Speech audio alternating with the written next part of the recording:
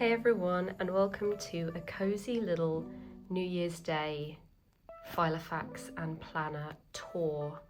I was hoping to make this earlier in the year, but my microphone broke and I bought a really fancy new one, and it's so fancy that I don't have the operating systems I need to run the software to modify the mic, and it just sounds awful. So I'm raw dogging the vocals today, just using my camera microphone, and I also have a cold, so it's going to be really lovely listening experience for you, and I hope you enjoy. Yeah, so as I said, I'm going to be taking you through my 2026 setup, talking through what happened in 2025, and also introducing you to her. The love of my life, basically. So let's get started. So this is 2025's inserts, and usually when I finish a year, I use these little binder rings to archive the pages, so I still have a very flippable Filofax, and it's easy for me to just go back and have a look at everything. I even keep my wins tracker, my reading list, all of those good bits, my bill payments and stuff. I keep it all together. Unfortunately, I was very overambitious for 2025, and I chose to design my own inserts on the Filofax website because I wanted to have my appointments down here on the left with, you know, time slots running chronologically, and then a separate section here which I could use for my to-do list, which is good in principle, but it does just mean that you end up with no visibility of your week whatsoever. So I was finding myself having to write on the tops of these pages, oh, on Friday, don't forget that you're doing this, so that I wouldn't kind of turn the page on Friday and just realize that I'd missed an appointment or someone was coming early to do something, or, you know, whatever. I had absolutely no kind of weekly visibility, which really, I kind of hoped I would get over it because I like the to-do list so much. And I never did get over it. It pissed me off all the way up to the end of the year. Moreover, look at the sheer quantity of pages. It was insane. I had to take the addresses out of the back of my Filofax in order to fit everything in. And I really thought it wouldn't matter. I wouldn't give a shit that the addresses weren't in there. It was so annoying. I did not realize how often I accessed these addresses until they weren't there. So yeah, this format has to go. And so this year, what I've got is, try not to reveal any of my secret plans. I've gone back to a week on 2 pages so I can have the diary open and flat on my desk and have full visibility of exactly what's happening for the week. And I've decided, I've got these little blank Filofax pages, and I'm just going to fold a kind of little Dutch door thing here, segregate them out, and this is where I'll put my to-do list. And then when I reach the second half of the week, flip it, that's where I'll have my to-do list. And then I kind of would also have the option to open it out for additional notes if I want to, and that kind of gives me the best of both worlds in that I've got my whole week visibility, fewer pages, and then kind of just this little system here, because ultimately I want this Filofax to be a work Filofax. It stays on my desk. It's for my daily work activity, my daily work appointments. It's the trusted source that does not leave my desk. And then at the back, I've just got a little notes section here. And then I've got my bill payments. I accidentally bought expenses instead of bill payments, and it's really annoying. And I might have to just repurchase those or find a way to kind of amend the top, because bill payments is what I wanted. and clearly I wasn't paying attention and I bought expenses instead. But yeah, that's going to stay at home along with all of the addresses that I usually have. So it's a very streamlined system in comparison to previous years. I've also gone for a vertical year planner because I was having people booking stuff in with me for the new year, and I didn't have anything in place to capture those dates, and I needed to be able to see what I was doing. So I just bought one of these, and now I actually think I'm going to use this going forward rather than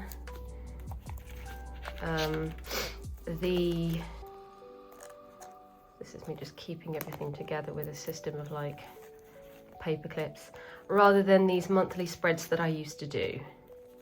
David Dasmalchin features really heavily in this Filofax. I'm not going to apologise for it. I'm so in love with him. What do you want me to do?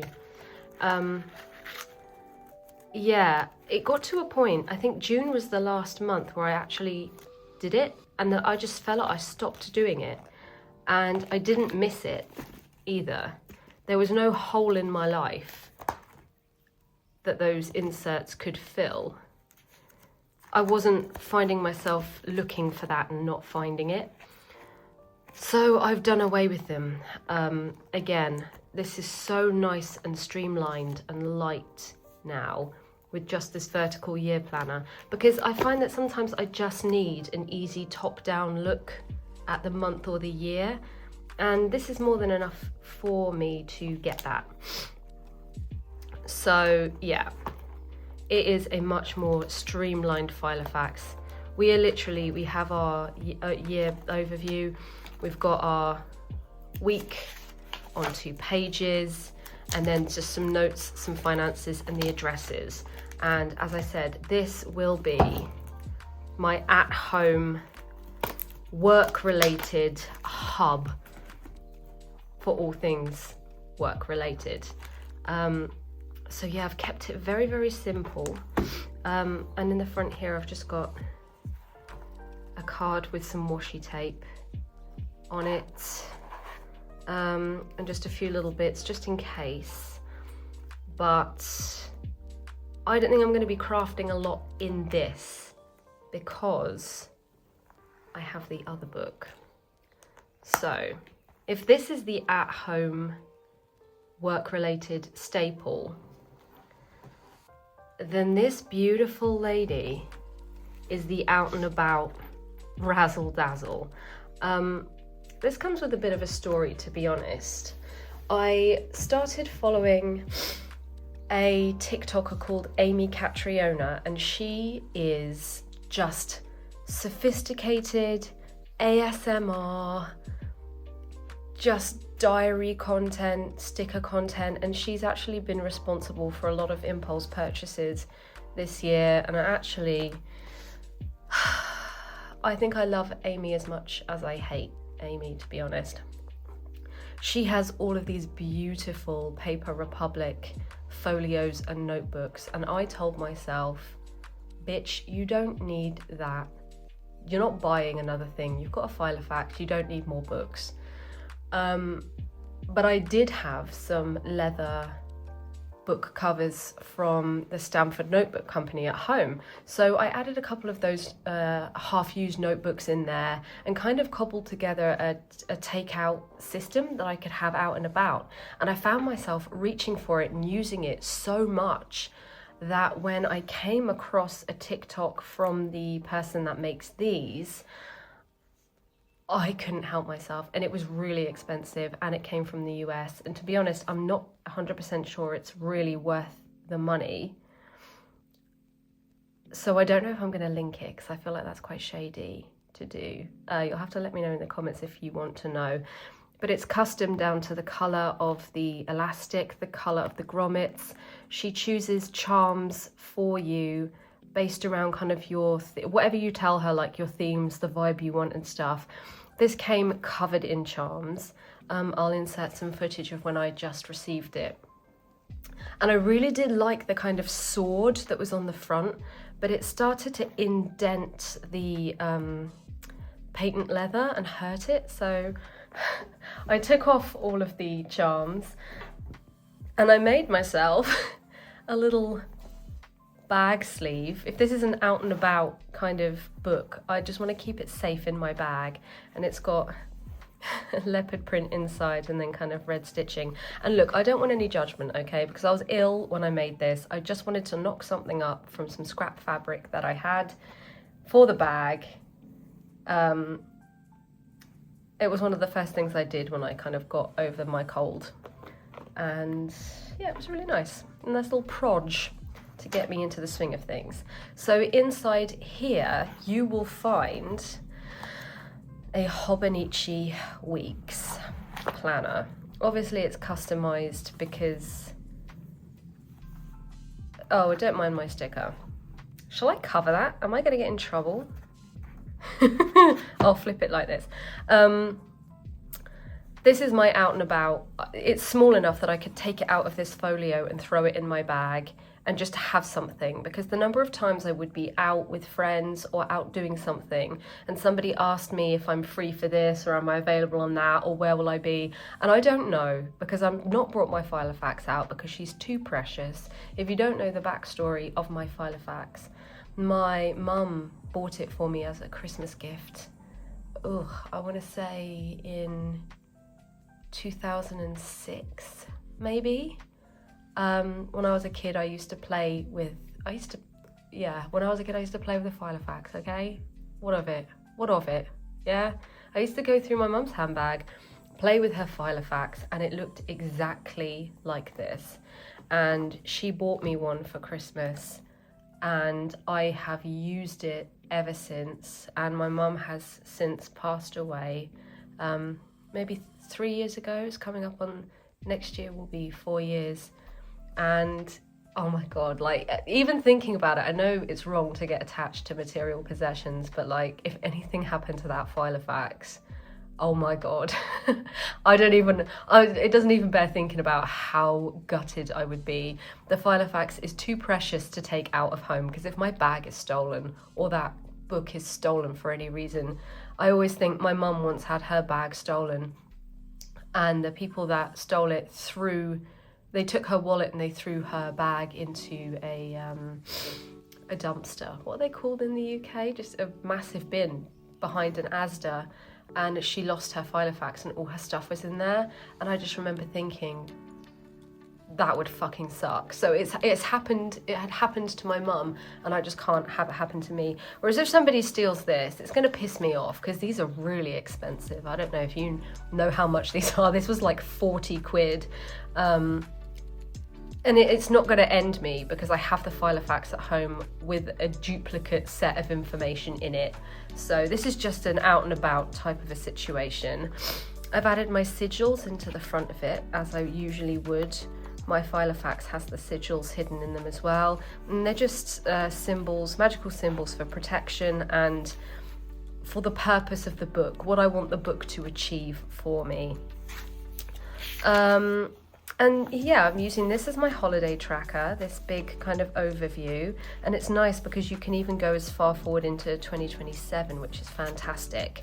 And I don't know what I'm going to use this for yet. I've seen so many Hobonichi Weeks diary tours on TikTok, and people are so creative with it, and I really can't decide how I'm going to do it yet. But one thing I have decided is that I've got my little monthly top down, which is fab.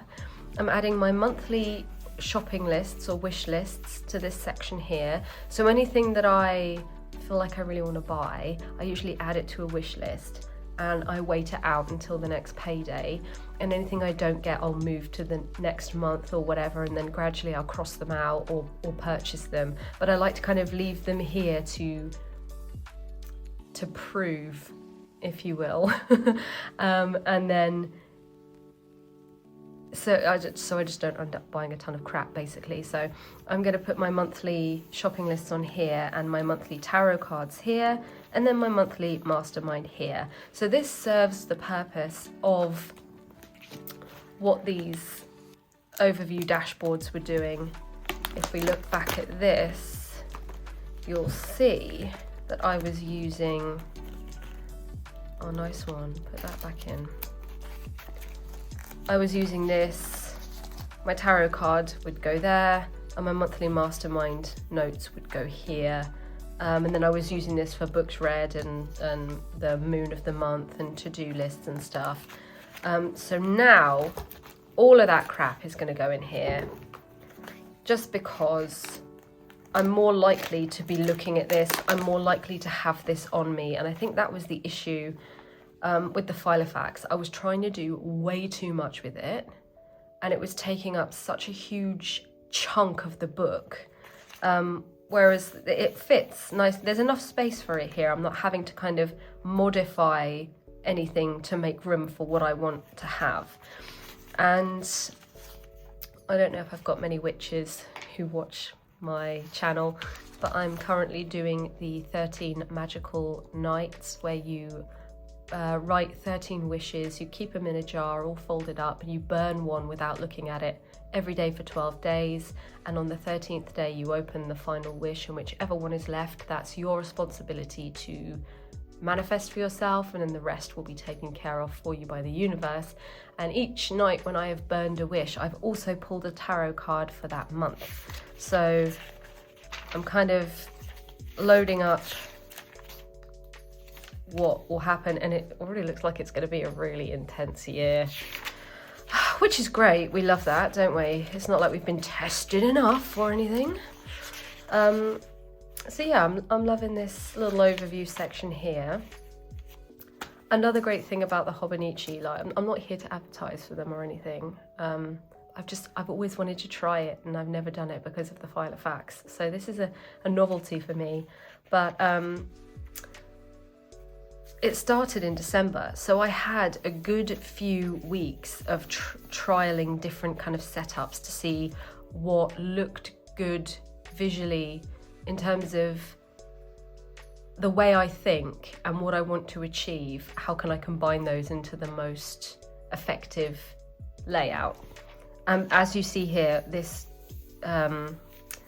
page, you can do anything with it, and it's nice. You can see the whole week in one go, and that's very satisfying. So I started out doing it like this, with my personal to-do list here, my work to-do list here, and then I quickly realized, no, I want to keep my work stuff over here. So, and there's no way I could fit all my tasks for a day in these tiny boxes either. It's just bullshit.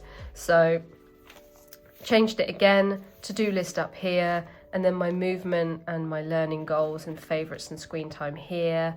Didn't like that, so I changed it to this. I didn't like that, so at the moment we've kind of got this, but I have also tried to improve upon that next week. I've made a little chart of the days of the week and movement, Welsh and reading. So I'll be able to see with one glance how many days per week I did all the 3 things that I'm wanting to do for the year, you know, how consistently I'm doing them and what the scatter looks like throughout the week, as opposed to something like this, where you're kind of having to look across several. I have a box for my screen time, because one of my challenges for the year is to get down to an average of 3 hours a day, but I really love YouTube, so I don't know how that's going to go. Just favourite things for the week, just things I really liked. It's nice to keep track of just delightful things, isn't it? And a weekly tarot card. So I think this is how I'll keep the layout, but who the fuck knows? I mean, honestly, I've tried to leave it open after this to allow myself the opportunity to change it. And where it gets really exciting, friends and allies, is the back section, which is all just gridded paper. So you know I let loose and put my goals in here. One of them is actually quite dodgy, so I might have to hide that up. Oh no, that's fine. These are my goals for the year, and I'm just going to check them off over here. I like to list all of the things I've done that are in alignment with that goal. Oh, sorry, let me just move around. And I also like to pick things that I want to do, that are goals and achievements, not things I think I should be doing, or things, that I assume would be good for me, but they're not actually in alignment with what I want and how I'm feeling, so I'm never gonna fucking do them. Do you know what I mean?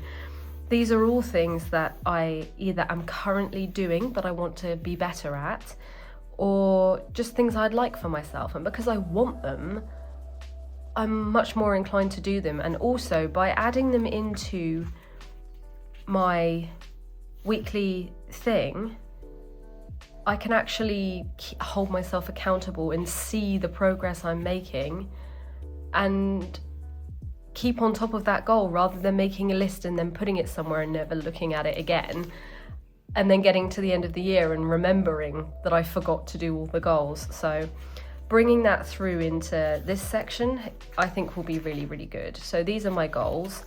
This is my seasonal reading list. I've decided to do it like this year because I am a bit of a seasonal reader, and I've already got quite a few things that I want to get to. So this is going to be my reading list, and I find that this layout is so much better for my brain than just a list. Having it visually laid out like this in a large spread, I think that this is the way forward for me personally. My wins as well, rather than having them in a big list as I've done in previous years, I've decided I'm going to section them out into the different months, so I can just kind of see them and how they progress, and you get to fill out each section. I think that's going to be a really good idea. Craft projects that I want to do, you got to keep track of them, because if you don't, then you forget what you wanted to make, and then you don't make anything, and that's really sad. Seasonal bucket lists. I used to have these on a notes app on my phone, and now I've decided I'm putting them here in paper. I just think, every season there's certain things that I want to make sure that I'm doing to really enjoy the season. So that's that. And then in the back it comes with this little plastic pouch that I've just used for some sticky notes and a little ruler. So yeah, this has just become my personal to-dos, I guess. Lists and personal to-dos. This book is kind of similar. It's just a brain dump, basically. All the kind of vintage, the things I want that I'm looking out for in charity shops. Things that I like to eat with my hot drink. It's just basically hot drink and sweet treat pairings. Ideas for my zine. For those of you that are not aware, I launched an occult music and arts zine on Halloween, and I'm going to insert some footage of it here because it really is a thing of wonder and beauty. It even got stocked in a shop in Dunfermline, and they sold out, and they emailed me on the winter solstice to tell me that they'd sold all the issues and they were really excited for issue 2, which was an incredible thing to hear. One of the bands that I interviewed for the zine a couple of days ago, they put on their Instagram that it was their best interview that they'd had all year, and they were really excited to have been part of it. And honestly, when you read things like that, it's just, it really does, I mean, the whole thing of itself, it is worthwhile, but it's just so lovely to hear. So yeah, I'm nearly finished with issue 2. It's due out at the end of January, so yeah, I'll pop a URL up on the screen just if you want to sign up to the newsletter, just so that you're in the know when things are happening, because I do post about it on TikTok, but they get lost in the algorithm. So if you want news from the source, I have a little newsletter there. And I'm going to do a YouTube video showing you how I make the zine, because I do a lot of paper craft in my life, in my daily life, but this has required a whole new system for doing it and having it be at a quality that prints well and in such a way that you can manipulate digital layouts for the magazine. Yeah, it's crazy. I'll do a little zine with me, I guess. If anyone's interested in making their own zine or interested in learning how I make mine, I'll be making a video on that soon. So this is where I just throw all my ideas for that, because I have a hell of a lot of ideas. Wishlist buys overall, not monthly. These are things that I've coveted for a while and probably need to work up some courage to buy, or at least put on a gift list. Things I'd like to do this Christmas break. I'm doing this one right now, but I got ill instantly after finishing work and just haven't been with it for almost all of the Christmas break, so that's great.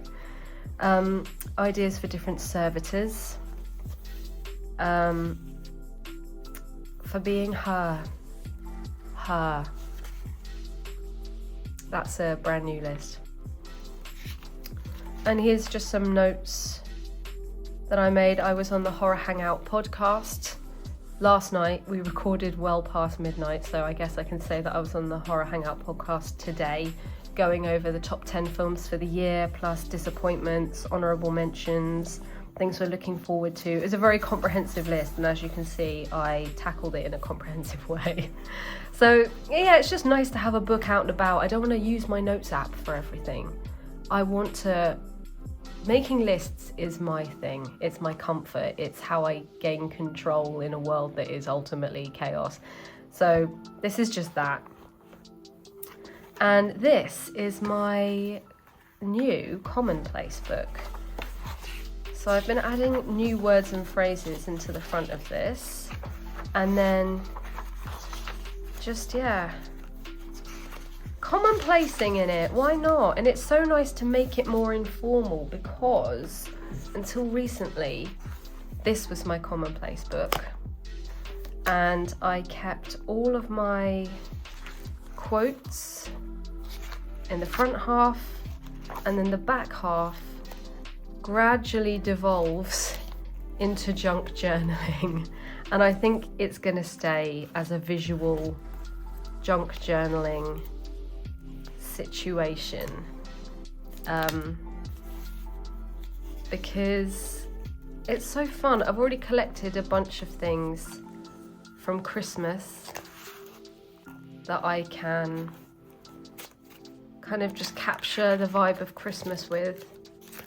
So I think this is going to be a junk journal now, because having this out and about, it's fantastic, because I sometimes take photos of the pages with the quotes on them that I want to save, and if I've got a spare minute I can just sit here and write them out, and it just means that wherever I am I can do that, and that means I am doing it more regularly than if I have a nice formal book and I have to eke out time to sit there and do it. I'll never do it. So this is kind of my mind palace. I don't know what you'd call it. It is gorgeous. I mean, let's not lie to ourselves. It's stunning. She's out and about. She's the brain dump. She's where everything goes. She's informal. She's pure creativity. No rules. If I don't like something, I can rip out pages. I can throw books away. It's all disposable. It is purely just for me to have a pen and paper time, an analog time, a messy personal, it doesn't look beautiful on the inside like a lot of these spreads, and don't get me wrong, I watch that content. I love that content. But I have come to realize that, especially now with the zine and having that be so heavily collagey, scrapbooky, creative, and monthly sketchbook club nights that I go to, I'm having that need fulfilled. So I don't now do it with this. I want to be able to move forward and plan and be messy and be kind of casual with it, without all that pressure. So yeah, this is my diary ecosystem for the year. So stay tuned and I'll let you know how we get on with that. I'm excited by the prospect of it, I have to say. I do feel like it's much more simple than it ever has been. I've overtaxed my Filofax over the years, I think. And I've really loaded her up, and it's been to my detriment, I think, just because I don't have that book with me wherever I am, so it's not able to fulfill its purpose. And now it can, and I feel free. I feel so free now that all of this, I mean, look at that. All of this is out of my life, so that's wonderful. So yeah, I hope you enjoyed this. Pop a comment below. I want to know what you're up to. What's your diary plan for the year? Do you have a Filofax? Do you prefer Hobonichi Weeks? Are you a passion planner person? I love to hear about it. I love to hear what systems you're using, and if you've got any recommendations for a Hobonichi Weeks layout based on what I've said here, I'd love to hear it. Give me your recommendations. And yeah, I hope you have a fantastic new year, and look out for the Zine video and follow along with the Zine if you care to. Cheers, babes. Take care.